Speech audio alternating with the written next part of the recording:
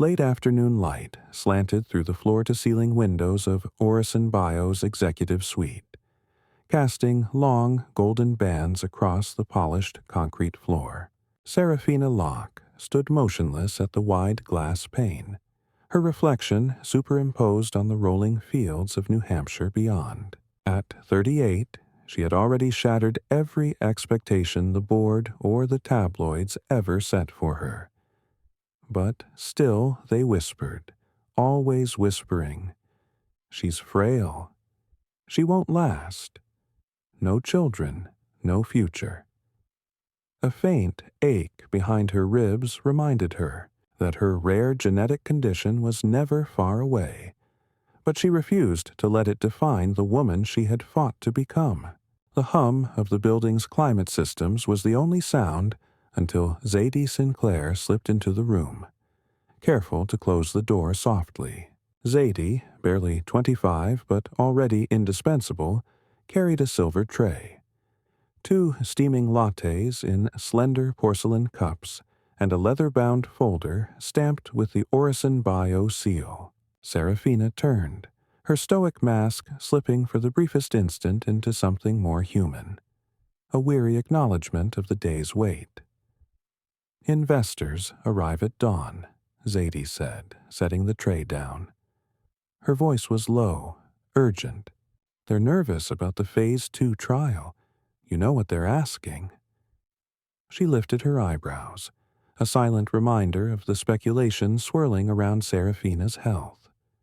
Serafina pressed her palms against the glass, as though bracing herself against some hidden tremor.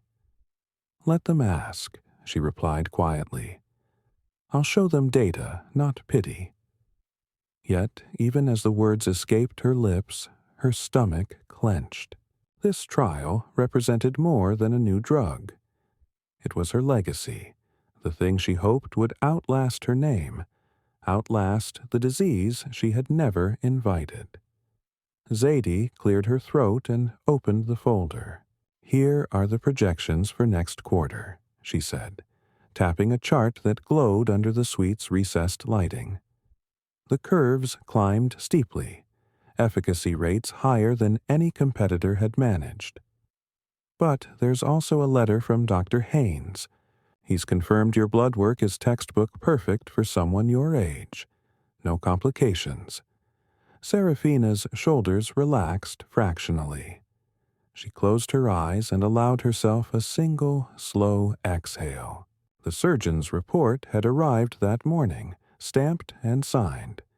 Candidate fully capable of conception.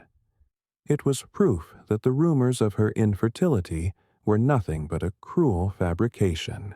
Still, she couldn't risk letting investors see how deeply it hurt. That years of whispered doubts had burrowed under her skin. She opened her eyes and met Zadie's steady gaze. "Thank you," she said, sliding the folder back. "We'll start with the science. Then, if anyone wants gossip, we'll direct them to the exit." Despite the hardness of her tone, there was warmth in her eyes that Zadie recognized as victory. After Zadie left to finalize the presentation in the boardroom, Serafina allowed herself a moment alone. She walked slowly to the mahogany desk at the room's center and leaned forward until her forehead touched its cool surface. In that stillness, her mind drifted away from charts and corporate maneuvers to something she'd almost forgotten. The quiet dream of waking up one morning without doctor's appointments in her calendar, of feeling an unfamiliar, gentle stirring of life within her. The setting sun ignited the sky in fiery ribbons of orange and crimson, and Serafina straightened. She smoothed the lapels of her tailored blazer and checked her reflection in the polished surface of a silver pen. The whispers outside these walls mattered less now than her own heartbeat. Steady, resolute, full of promise. Tomorrow, she would walk into the boardroom and command the room with truth. But tonight, in the hush before a new dawn, she let herself believe that she, too, might be worthy of a miracle. late evening air buzzed with the hum of laser lights and electronic music as Quillen Marlowe navigated the crowded gallery lounge. Holographic models of future cityscapes hovered in midair, projecting colored grids onto mirrored floors. He paused by a projection of his latest design, a spiraling tower wrapped in vertical gardens, and allowed himself a moment of pride before grabbing a flute of champagne from a passing waiter. The after-party for the Smart Cities 2050 Symposium was in full swing. But Quillen felt oddly detached, his mind still dancing through calculations of load-bearing columns and pedestrian flow. Across the room, Seraphina Locke stood alone, framed by a bank of towering windows that overlooked the moonlit fields beyond Orison Bio's research campus.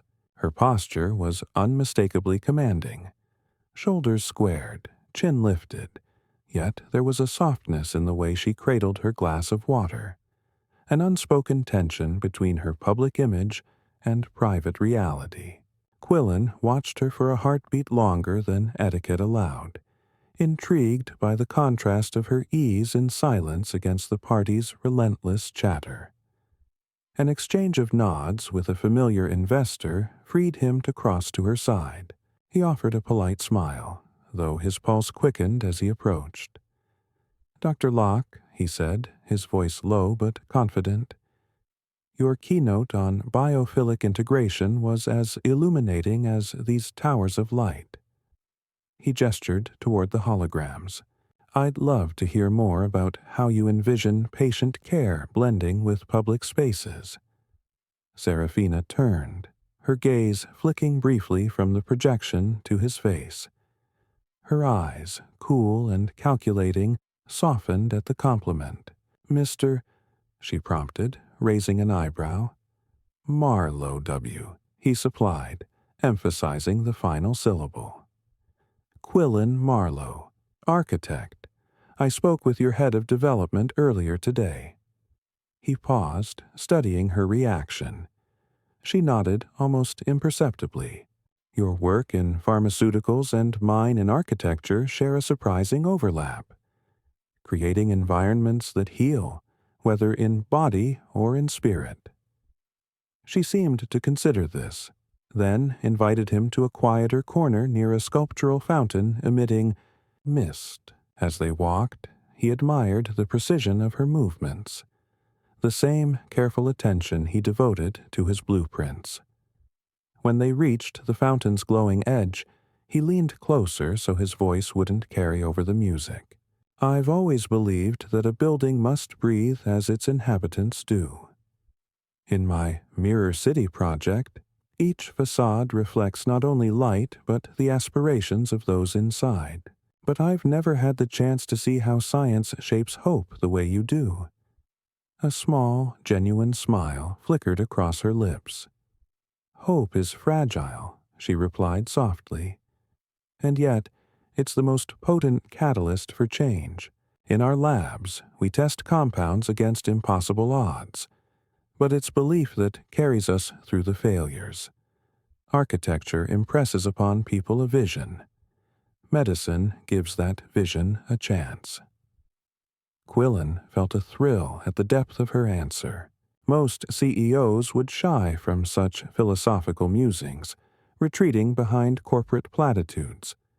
Seraphina, however, spoke of failures and belief as if they were threads woven into her own narrative. He raised his glass in a silent toast.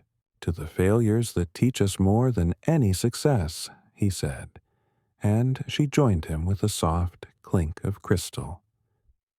They stood in companionable silence for a moment, watching mist swirl in the fountain's lamplight.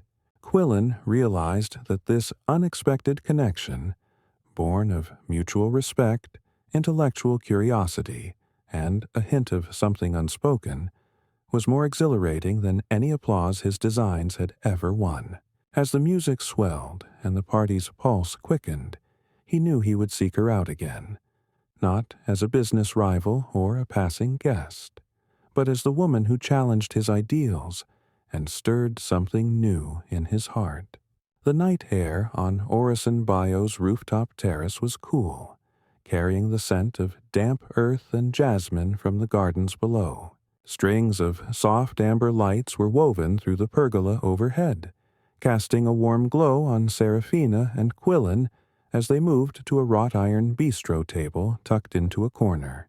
The city lights shimmered beyond the campus fence, but here, in the hush between them, the world felt suspended. Seraphina settled into the chair first, smoothing her skirt before resting both elbows on the table's edge. She cradled a glass of lemon mint iced tea, the condensation sliding down the sides like tiny rivers. Across from her, Quillen poured 2 elegant cylindrical candles into small glass holders, one violet, one silver. Then struck a match. The violet flame danced to life, illuminating the planes of his face and sending a soft halo around them. "I keep replaying our conversation from earlier," Quillen began, voice low enough that only she could hear, "about mirrors reflecting aspirations. I've designed buildings that inspire people to look inward, but this idea of reflecting hope, it's changing how I conceptualize my next project." He paused, searching her eyes. "You've given me something I didn't know I needed."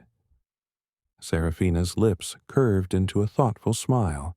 She traced the rim of her glass with her fingertip. "We spend so much time fearing what we're not, what we lack, when we could focus on illuminating what we can become." Her tone was soft but unwavering, as though she were revealing a secret she had guarded for years. "In the lab, we talk about variables and outcomes. What if the biggest variable isn't a molecule or a design, but the belief that it can work?" He leaned forward, intrigued by the tenderness behind her words. "Tell me more," he urged. "What's the dream that keeps you awake after a long day in meetings and press conferences?" Seraphina set her glass aside and folded her hands in her lap. The candlelight flickered across her features, softening the hard edges of command she wore by day. "I imagine a place where patients don't feel like patients," she confessed. "A series of interconnected pavilions. Glass, wood, living walls, where sunlight, wind, and sound are curated to aid healing. Not just physically, but emotionally. Spaces for families to gather, for children to play, for laughter to echo through corridors that usually smell of antiseptic." He studied her closely, struck by the vividness of her vision. "That sounds revolutionary." He paused, then added quietly, "and deeply human." He held out his hand, palm up. Without hesitation, Seraphina placed hers atop his. The contact was electric, subtle, but enough to send a current of warmth through her spine. Their fingers twined naturally, as though they had been rehearsed in dreams. A gentle breeze stirred the pergola vines, carrying flakes of jasmine petals that drifted onto the table. Seraphina brushed them aside, but allowed one to rest in her palm. She rolled it between her fingers, then looked back at Quillen. "I've never shared that dream with anyone in my professional circle," she admitted. "It feels vulnerable." Quillen's gaze softened. "It's because it's yours," he said. "And vulnerability is the seed of any true creation, be it a building, a drug, or a new life." He flicked a loose petal from her palm and tucked it behind her ear. The gesture was both playful and intimate, and Seraphina's breath caught in her throat. They lapsed into comfortable silence, listening to the night critters chirp in the hedges and the distant murmur of the campus generators. Quillen cleared his throat, then slid a slim tablet across the table. "I made a quick sketch," he said, tapping the screen. The candlelight glinted off the device as he rotated the image toward her. delicate lines forming overlapping circles, each circle enclosing a small, glass-walled room opening onto a central garden. Your healing pavilions, reimagined as a communal village, he explained. People move through shared courtyards, crossing paths, exchanging stories. It's architecture as a conversation. Seraphina's eyes softened, and she lifted the tablet for a closer look.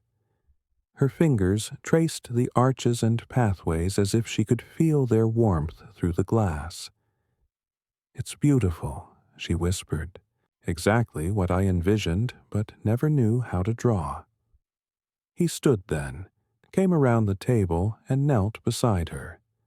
With a gentle finger, he guided her hand onto the screen, letting her adjust a curve here, nudge a line there. The moment felt timeless.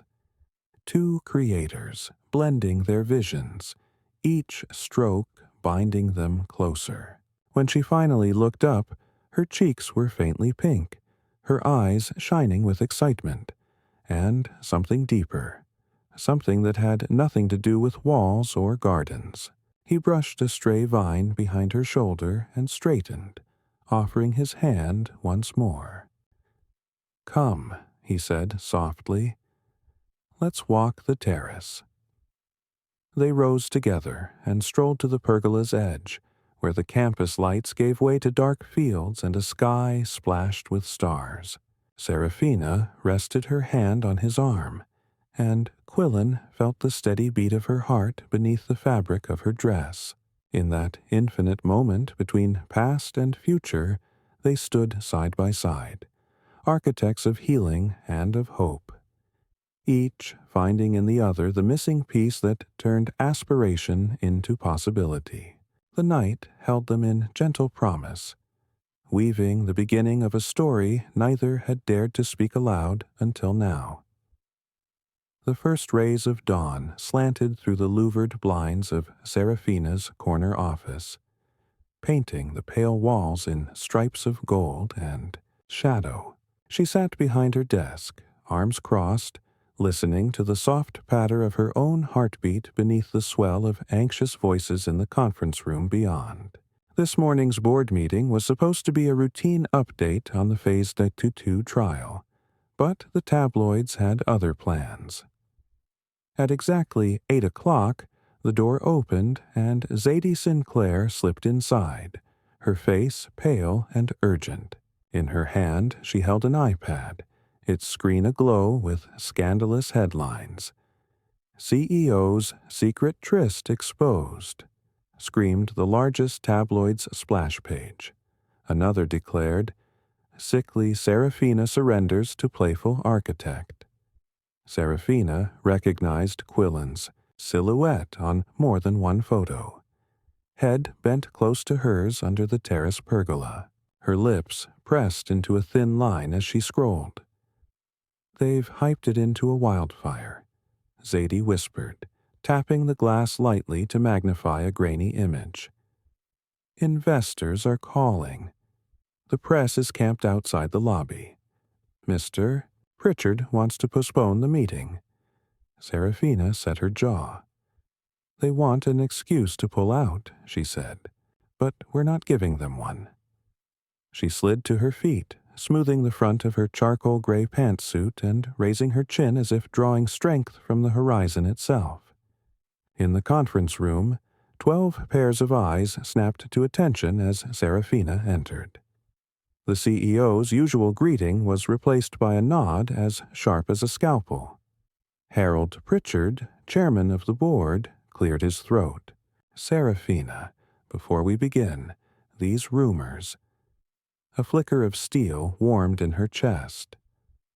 "Rumors are the currency of cowardice," she said evenly, clicking her slideshow remote. "Here are the actual numbers from last night's test cohort. You'll notice a 12% improvement in response rate, higher than any competing study in this phase." She advanced the slides with deliberate calm, graphs that climbed like spring shoots, patient testimonials recorded under medical supervision, safety profiles verified by third-party auditors. Each data point landed with the authority of evidence. Each testimonial carried the quiet conviction of a life saved. As she spoke, her voice grew stronger, and the board members leaned forward, drawn in by the logic wave she commanded. When she finished, silence held the room for a heartbeat too long. Then Harold Pritchard exhaled, sat back, and nodded slowly.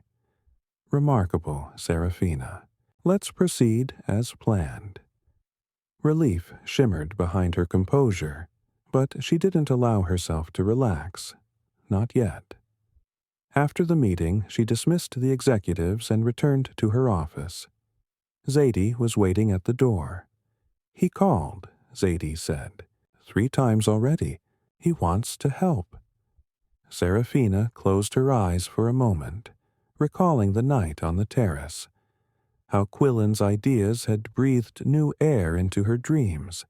How his kindness had felt like a promise against the crushing weight of expectation. She opened her eyes, steeling herself. "Ask him to meet me at the West Wing balcony in 1 hour," she replied. "I need to know if this is more than a headline to him." The next hour was a blur of conference calls and press statements, but Seraphina's mind drifted to the architecture of their conversation. How his words had mapped out spaces of healing as deftly as her own research mapped out molecular pathways. When the clock on her desk ticked to 10, she straightened her shoulders and headed for the balcony. She found Quillen already waiting, his silhouette framed by the city beyond. He looked up as she approached, eyes bright with concern and something softer, more urgent. In his hand he held a slim portfolio, sketches of that pavilion village, each drawing annotated with notes on airflow, sunlight exposure, patient privacy. "I kept thinking," he began, voice gentle, "that we could go beyond emergency wards and sterile hallways. What if we designed places where people choose to stay? Not just to get better, but to live better." Seraphina let the morning breeze tug at her hair. It was here, between rumor and reality, that she recognized the true test. Not just proving her resilience to the world, but trusting another person with her heart. She stepped closer, feeling the weight of the headlines lift for the first time. "Then help me," she said. "Not for the story they want to tell, but for the one we're just beginning." As they stood together on the balcony, 2 architects of hope against a backdrop of doubt, they both understood that their partnership, born under the strange glare of scandal, might yet forge something far stronger than any rumor. A shared vision, and the beginning of a new chapter neither had dared to write alone. The west wing of Orison Bio's main research facility stretched out like a glass and steel cathedral of modern medicine. It was early evening when Seraphina led Quillen through its hushed corridors. Hallways washed in cool light and lined with minimalist displays of the company's most significant breakthroughs. This part of the building was normally closed to the public, but tonight was different. She had called this meeting privately, away from the noise, away from the noisemakers. They walked side by side, a measured silence between them as she scanned her ID badge at a double-door checkpoint. The soft beep of approval was followed by a gentle hiss of pressurized air as the doors parted, revealing the inner sanctum of Orison Bio's flagship project, the experimental care unit. The corridor beyond smelled faintly of antiseptic and citrus, a comforting combination. Clean, but not cold. "This," Seraphina began, her voice low and precise, "is where we test not only drugs, but how people respond to healing environments. Lighting cycles, airflow, sound mapping, everything matters." Her heels clicked softly against the floor, but her posture was relaxed. less guarded than usual. Quillen took in the space with the instinctive hunger of a designer. He noticed the angles of natural light hitting the walls, the muted pastel tones, the way each room seemed to exhale calm. "You've already built the future," he said under his breath. Serafina gave a quiet smile. "We've only built a prototype, one wing, one chance to prove that health isn't only measured in charts." She turned into a patient room and motioned him inside. The space was nothing like the stark hospitals Quillen had known. It was warm and open, with curved corners and soft bioluminescent lighting embedded in the ceiling, mimicking the hues of a late afternoon sky. There was a wide window that overlooked a central garden, though for now it was still under construction. A sculpted wood chair rested beside the bed, and on the far wall was a digital mural that changed slowly, depicting mountain vistas, forest rain, and the surface of a tranquil lake. He stepped closer to the mural and tapped the side panel. "Interactive?" he asked. "Responsive," Serafina corrected. "The display monitors patient stress levels through biometrics. If their heart rate spikes, the image shifts. Gentle scenes, calming movement, slower patterns. No television, no white noise, just curated peace." Quillen let out a low, appreciative breath. "You're redefining what it means to feel safe." She gave a quiet nod. "That's the idea, not just to fight disease, but to remind people they're not alone in it." As she moved toward a table at the side of the room, she opened a drawer and pulled out a set of blueprints, ones she had initially dismissed as impossible fantasies. "These are the early drafts of my dream, the healing village.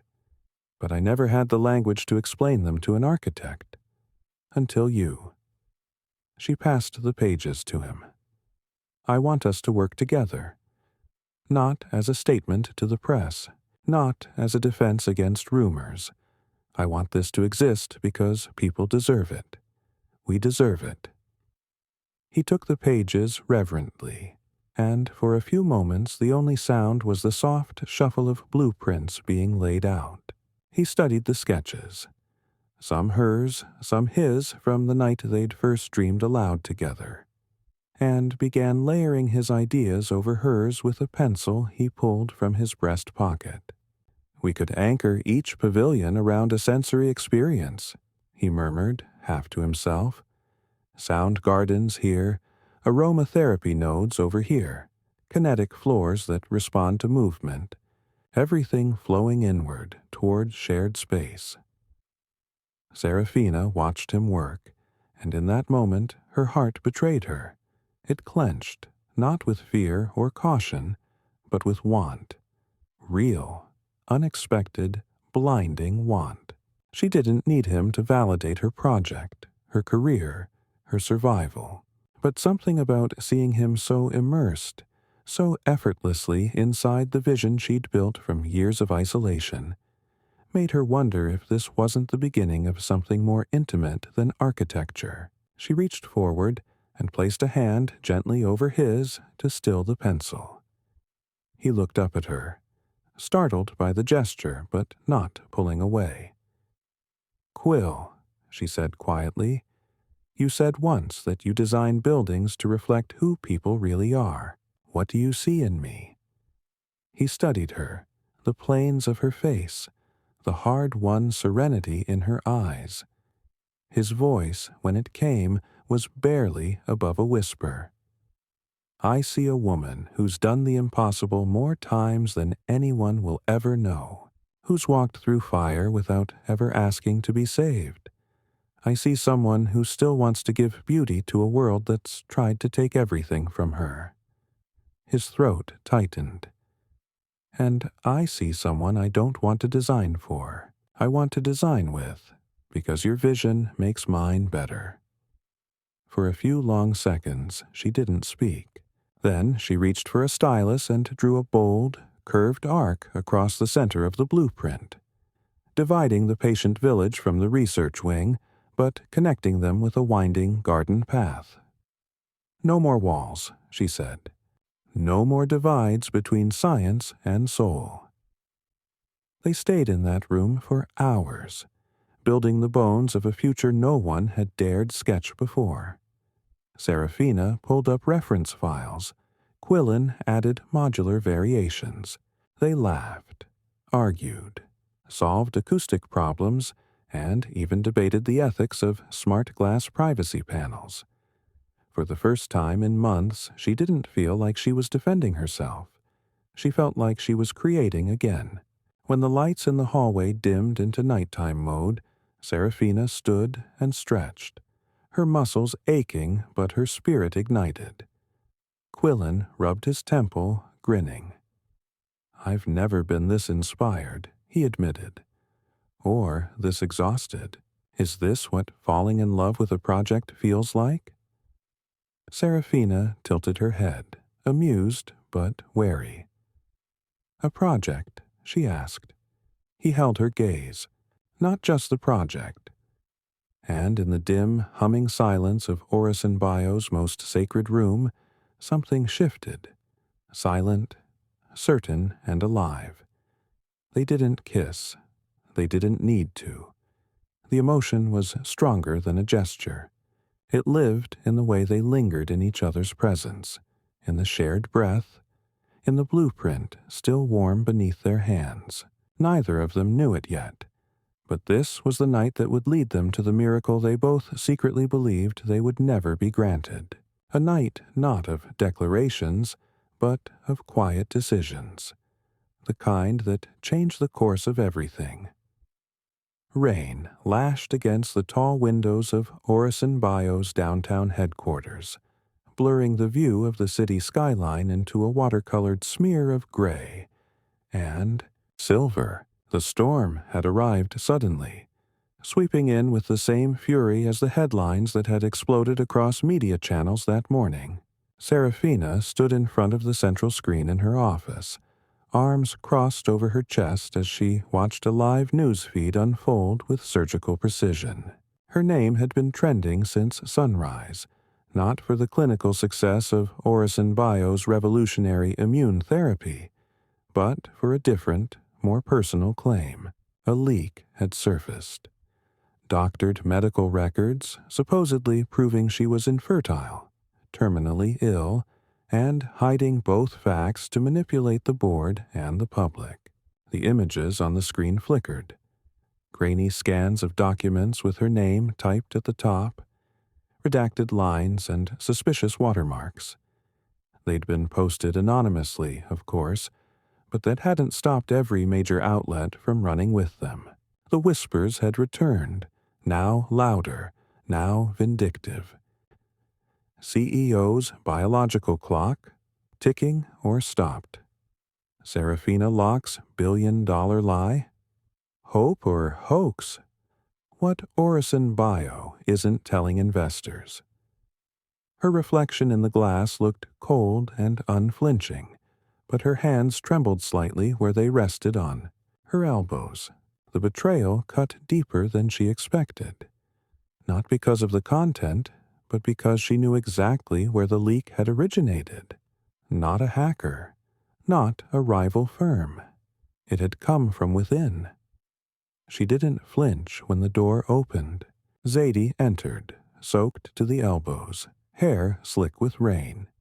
In her hand was a sealed envelope, hand-delivered and embossed with the emblem of Hawthorne Diagnostics, one of the country's most trusted independent labs. They overnighted it, Zadie said breathlessly, holding out the envelope like it was the antidote to poison. Everything. Test results, chain of custody, legal affidavits. Serafina took it, broke the seal, and unfolded the documents inside. Her fingers moved with clinical precision. The numbers were all there. Confirmed fertility. No sign of progressive autoimmune deterioration. Every test authenticated and notarized. All of it recent, all of it damning to the lies being circulated. Zadie waited, holding her breath. "What do you want to do?" she asked. Serafina looked up slowly. Her eyes were sharper now, the trembling gone. She walked across the office and opened the glass cabinet near her desk. Inside, beneath the protective casing, sat her father's old dictaphone. A relic from the days when he recorded his field notes as a young doctor in humanitarian work. She clicked it on and began speaking. Not for nostalgia, but because she needed clarity, precision. "This is Serafina Locke," she said, her voice steady. "CEO of Orison Bio. I'm authorizing a public briefing at 3:00 p.m. today. All networks. Unfiltered feed.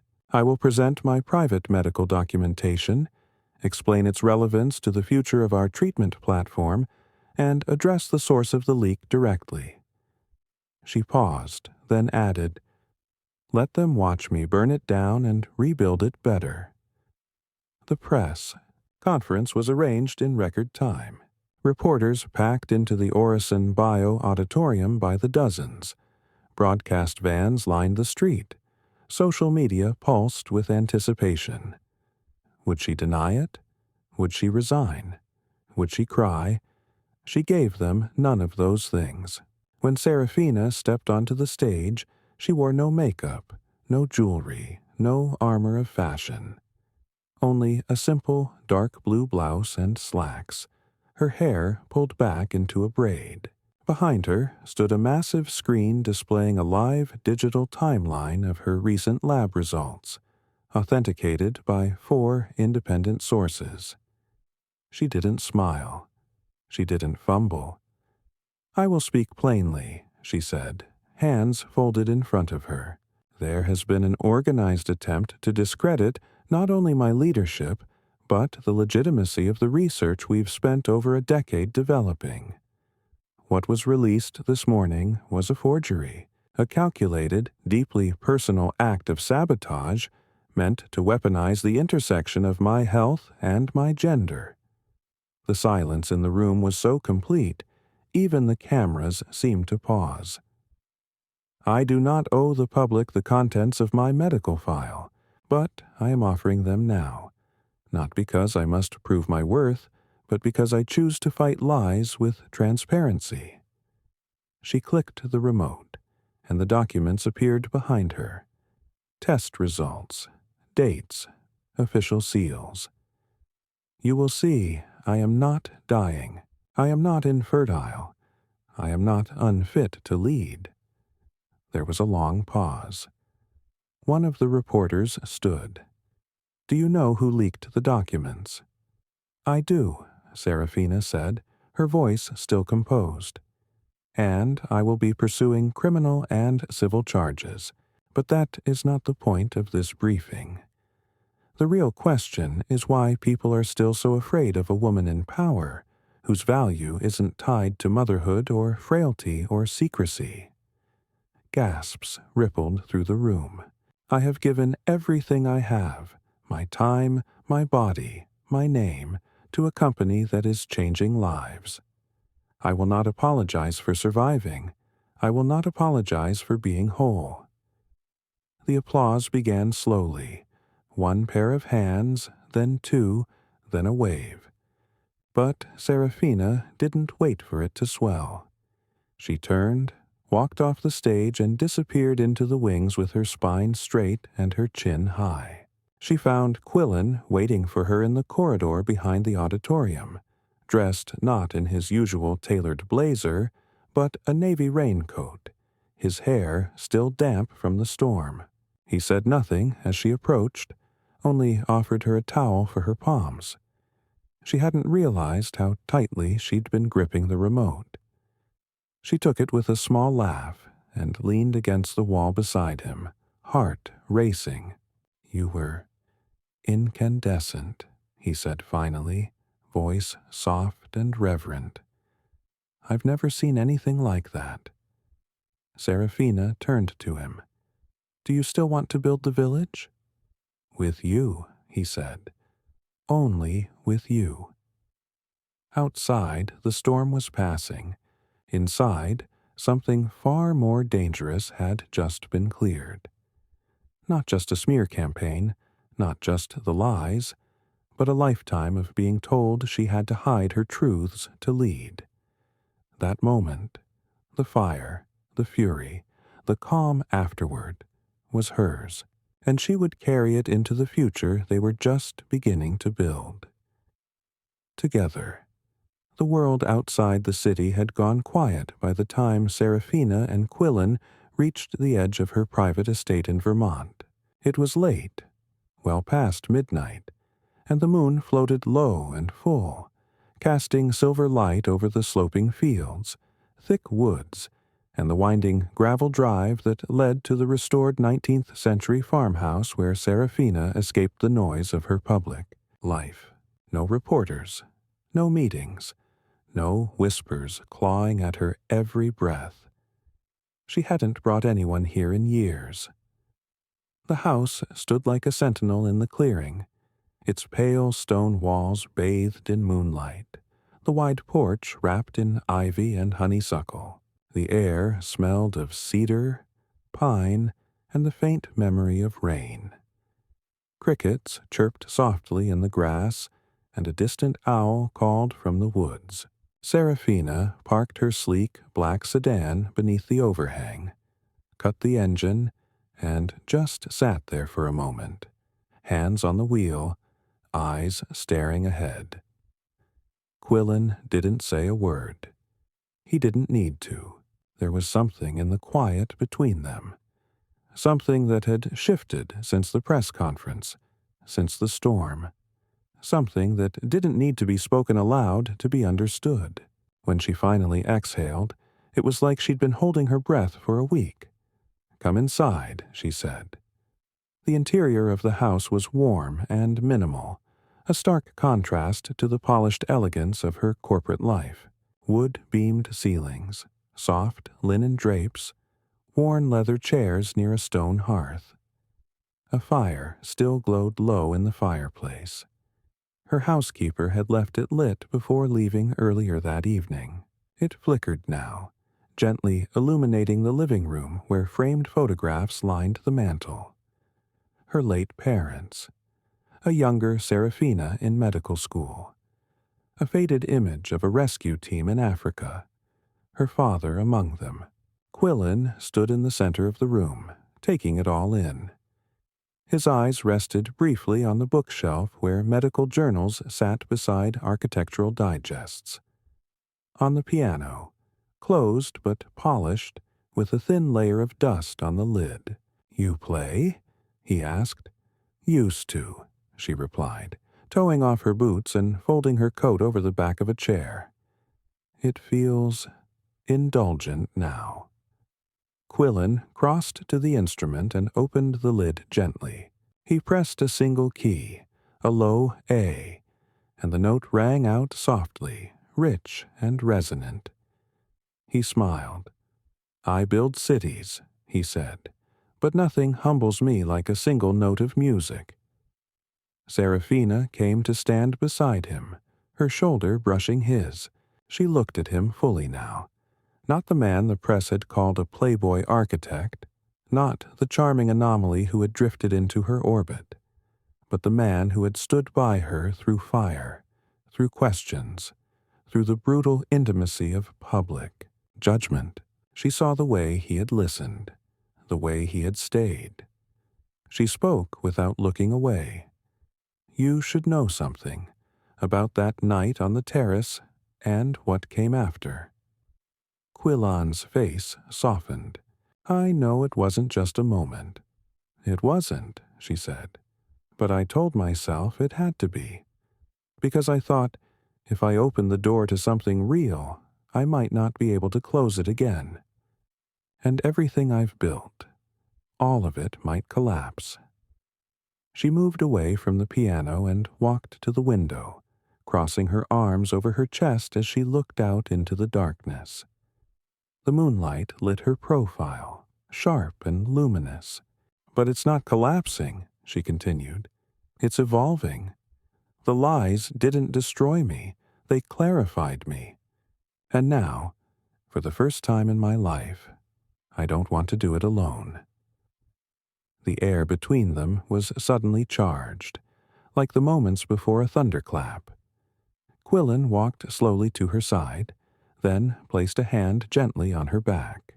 She turned to him, and when their eyes met, there was no hesitation left, just the quiet gravity of inevitability. "I've been falling in love with you since the first night," he said. "Not the press conference, not the lab, not the blueprints. That night you asked me if a city could cure loneliness. I've never forgotten the way you looked when you said it." She stepped forward and laid her palm against his chest. His heartbeat thudded beneath her hand, steady and open. "Then stay," she whispered. "Tonight, don't leave." There were no declarations, no dramatic confessions, just the simple, irrevocable act of choosing. They kissed in the stillness of the firelight. Not urgently, but slowly, deeply, as if making a promise without words. Quillan's hands framed her face, her fingers twined in his shirt. Every breath became a tether, drawing them closer, pulling them out of the roles they played in the world and into something more primal, more human. They moved through the house together, up the creaking stairs, through the dark hallway to her bedroom, which smelled faintly of lavender and cedarwood. She hadn't shared this space with anyone in a long time, but with him it didn't feel like exposure. It felt like sanctuary. In the quiet hours that followed, beneath a wide window and a sky bruised with stars, Seraphina let go. Of the pressure, the armor, the relentless solitude. Quillen held her like she was not a leader or a legend, but simply a woman. One who had fought so long, she had forgotten what it meant to be held without expectation, and for the first time in years she slept.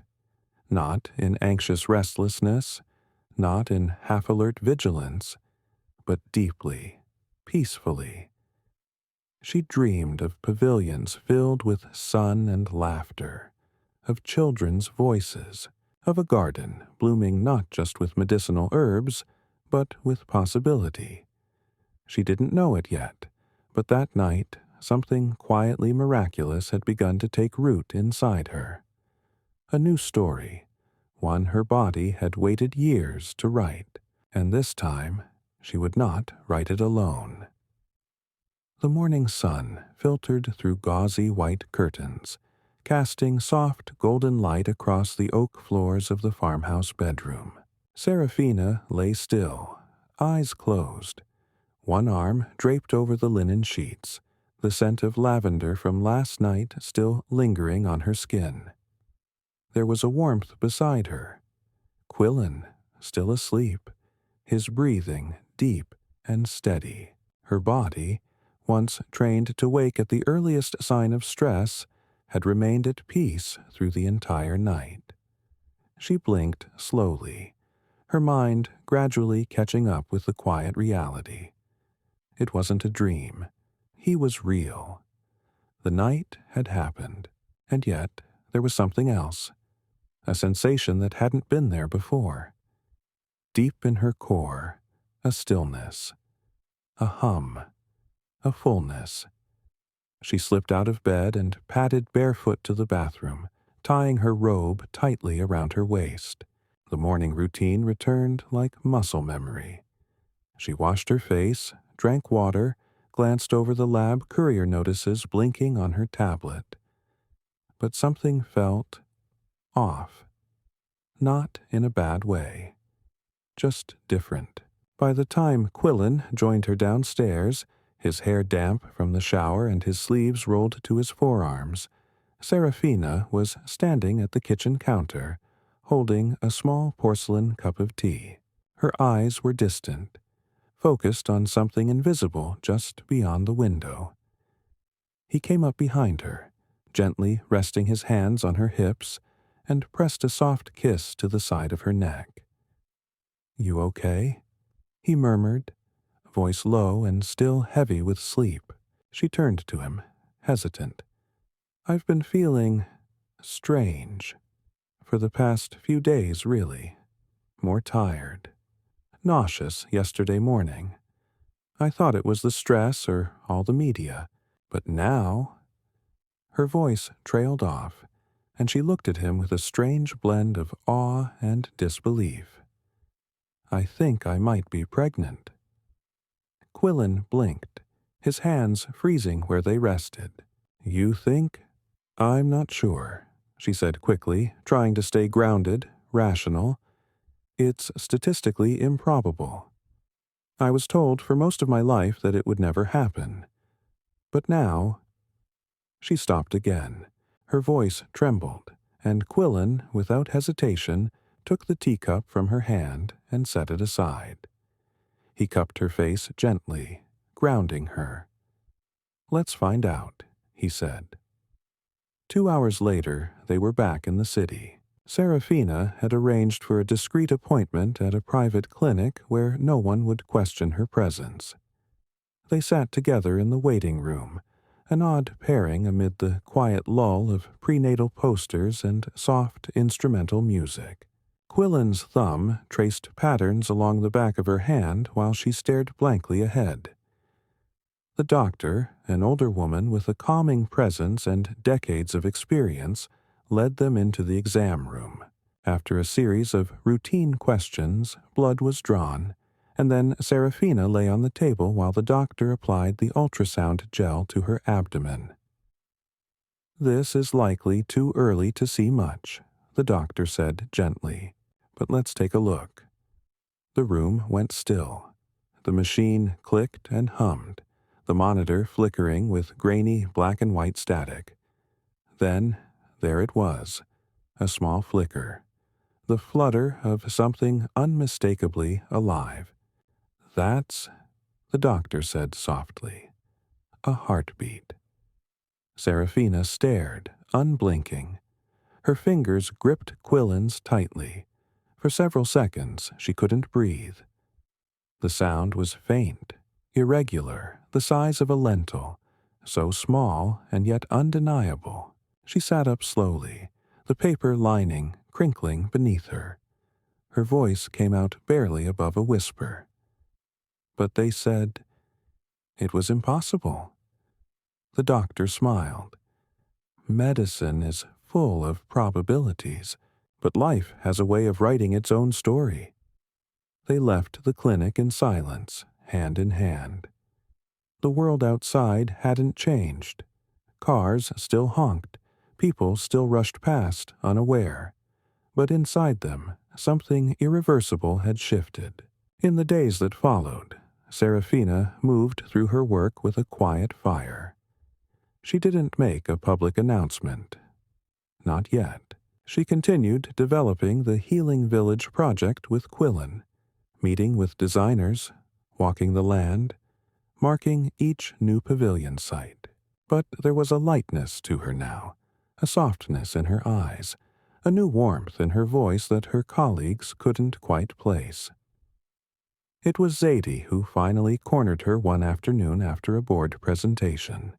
"You're glowing," she said, smiling in that way that knew more than it asked. "Is there something I should know?" Serafina hesitated for a second, then allowed herself to smile, a full, radiant smile that came from a place so deep it had never been touched before. "There's someone new," she said simply. "Someone small." The first public sign came weeks later, during the groundbreaking ceremony for the Healing Village. The media arrived expecting a speech about architecture and healthcare synergy. What they witnessed instead was Serafina stepping up to the microphone in a flowing navy dress, her hand resting gently on a small but unmistakable swell beneath her waist. "My journey has always been about proving what was possible," she said to the cameras, to the board, to the hundreds of employees and patients watching. "But sometimes The greatest possibility isn't in the science. It's in the unexpected grace of life itself. The applause was thunderous, but Seraphina barely heard it. She turned slightly, catching Quillen's eye near the stage's edge. He stood beside the blueprint display, hand over his heart, his eyes wet and unashamed.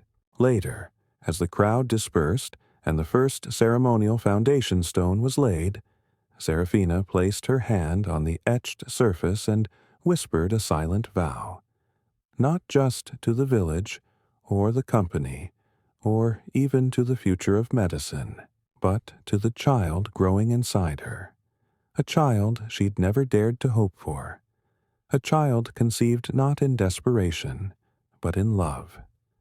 And for the first time in her life, Seraphina Locke didn't feel like she was fighting to survive. She was learning how to live.